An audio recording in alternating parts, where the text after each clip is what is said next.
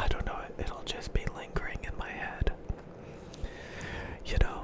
Again, I'm really bad about, like, perfecting things and, like, getting to the end of things. I remember, like, I'm very big into completing things, a completionist. So, like, if I play a video game on this channel, sometimes I want to play through the entire video game, show you everything that the game has to offer, just out of OCD perfectionism, or like, if I'm reviewing audio equipment, I want to talk about every single piece of audio gear on the market to get it all covered, to have a complete, fleshed out thing. Even if nobody cares, nobody will even notice it, and all that jazz. So I will basically stress myself out and grind to get this perfect, well-polished thing, and it's all mental.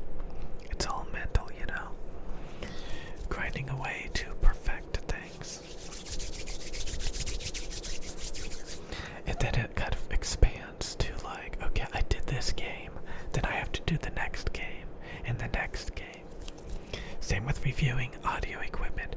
Okay, I reviewed this product, so I have to review the next product, and the next product, and the next product. I gotta review everything over and over again.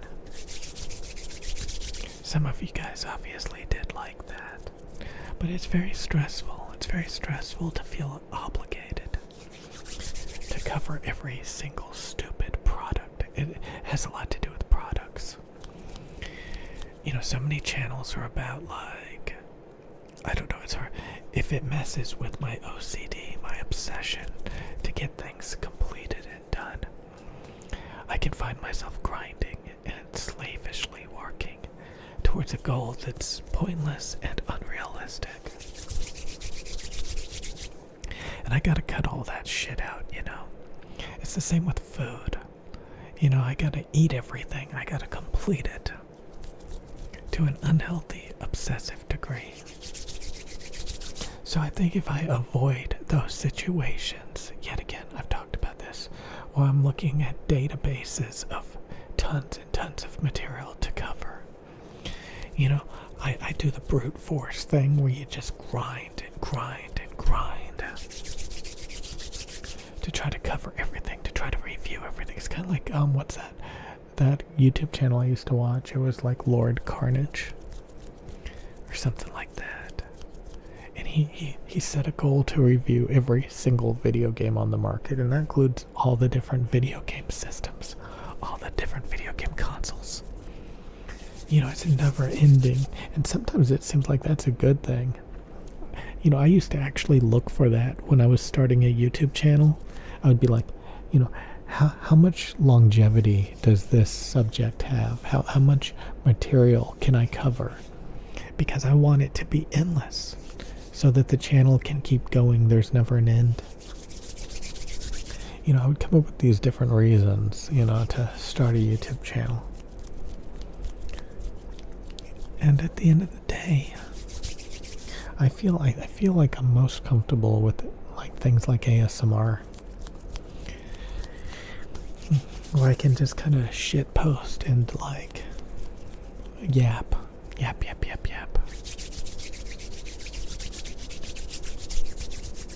But it has to be about like just random vlogging and just continuous. There's certain things that I don't care about. But again, like reviewing products, I can't stand that. I have learned that I cannot stand reviewing products, because then I have to review everything. I remember when I literally reviewed every single energy drink on the market. And what's funny is a lot of things are, consumer preference. Some people say audio is subjective. Things are subjective. A lot of things are subjective. So when you review things, not most people are not going to agree with you. So I think it's better not to do that. You may see some audio review videos on this channel still, but I tried to consolidate it to products that I actually have owned, you know? Products that I've actually owned, so that so that I don't go off the deep end and start reviewing products that I've never owned just because I have performance specifications or sound demos that I've listened to, stuff like that, you know. Because luckily I'm not going to go out of my way to buy a bunch of crap just to review it, you know.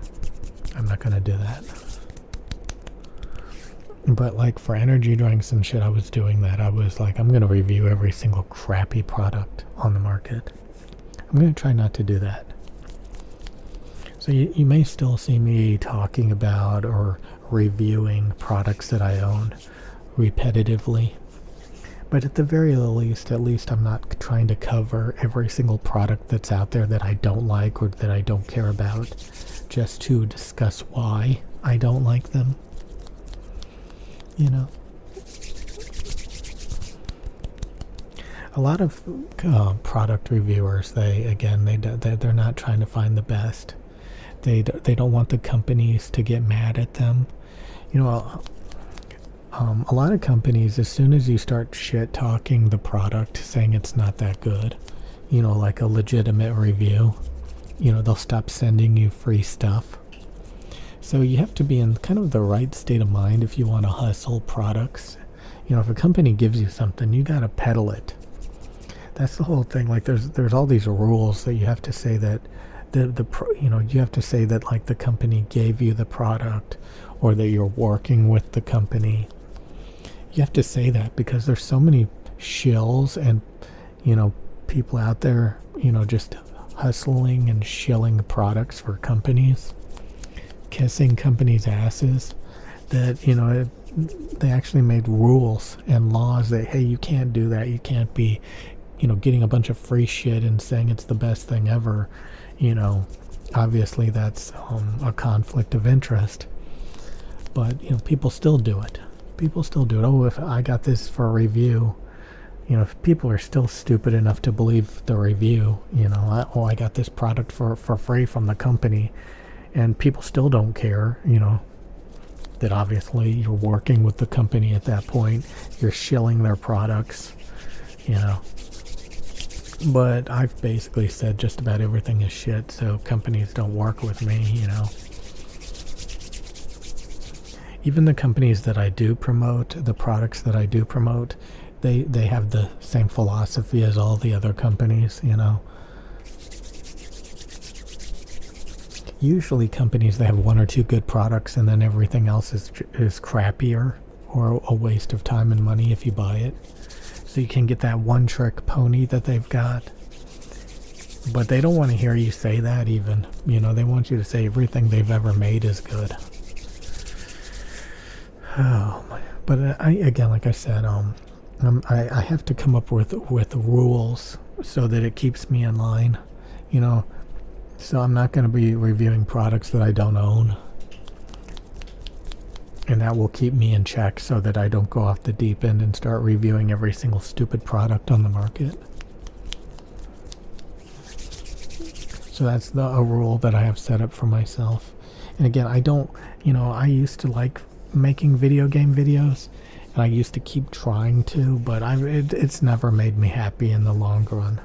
You know, sometimes I'm excited about a particular game, or I want to talk about a particular thing that happened, but in the long run, it just doesn't make me happy. You know, it just doesn't make me happy. So I kind of like, you know, just basically, you know, not talking too much about products, you know, miscellaneous products, or trying a bunch of different video games and stuff. You know, sometimes I get in that state of mind where I'm gonna try every single game and make a video about it. You know, any game that I'm even mildly interested in, I'm gonna make a review or have some gameplay video. And why? You know, they don't get any views, and it's just a crappy video of a game that I kind of sort of like, but I'm never gonna play again. I can't stand video games. I uninstall every single video game. The video games frustrate me and make me unhappy. You know, why am I gonna subject myself to that and make videos about them? That makes me hate the games even more. You know, making videos about them. So I have come up with these rules. I'm not gonna make video game videos, and I'm not gonna review equipment that I don't have. You know, I'm not going to try to, because it really goes off the deep end over time, you know. It's just not worth it. I'll see you guys later.